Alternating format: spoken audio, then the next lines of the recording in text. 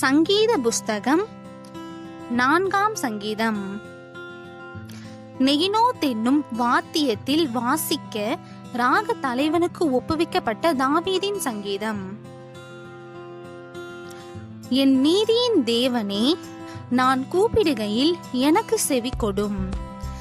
நெருக்கத்தில் இருந்த எனக்கு விசாலம் உண்டாக்கினீர்.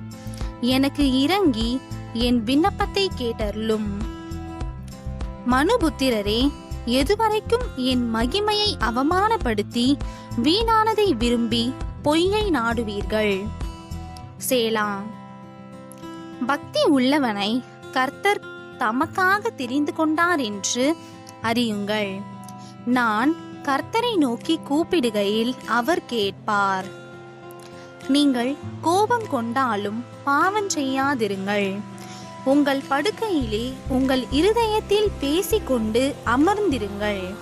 சேலா.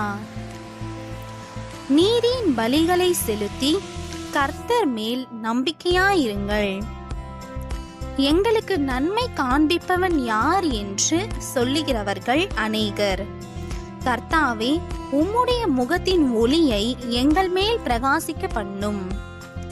அவர்களுக்கு தானியமும் திராட்சரசமும் பெருகியிருக்கிற காலத்தின் சந்தோஷத்தை பார்க்கிலும் அதிக சந்தோஷத்தை என் இருதயத்தில் தந்தீர். சமாதானத்தோடே படுத்துக்கொண்டு நித்திரை செய்வேன். கர்த்தாவே, நீர் ஒருவரே என்னை சுகமாய் தங்க பண்ணுகிறீர்.